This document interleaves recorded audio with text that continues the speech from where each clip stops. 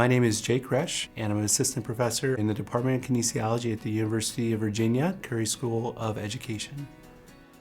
Concussion is an issue that's facing our society, and a lot of people think sport concussion is just that, confined to sport. What we know through the research is anywhere between 70 to 80% of concussions occur outside of sport. Victims of falls, motor vehicle accidents, assault, domestic abuse, and currently we do not have a gold standard for the diagnosis of concussion, nor do we have the best way to go about rehabilitating an individual that has a concussion.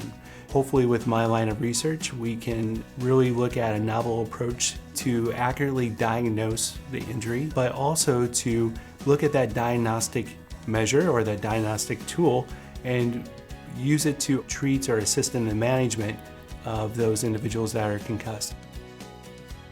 The seminal papers of the management of sport concussion, how we actually research sport concussion, came from the University of Virginia.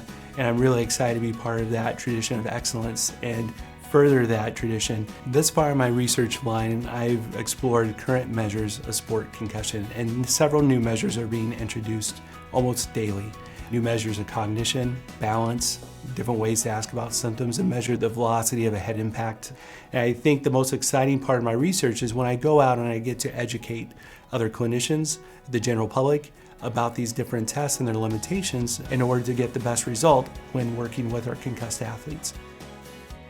There are a lot of refinements being done with current clinical measures of concussion, going from more elaborate processes to what's more friendly to the sideline, what's more time and cost effective. But not everyone's going to be able to have a sensory organization test in their clinic, so we're using technology like the Microsoft Kinect in order to refine ways to assess postural stability before and after a concussion.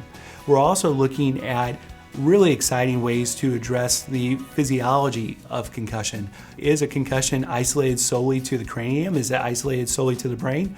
Or is it a systemic issue? Is the body going through a state of inflammation?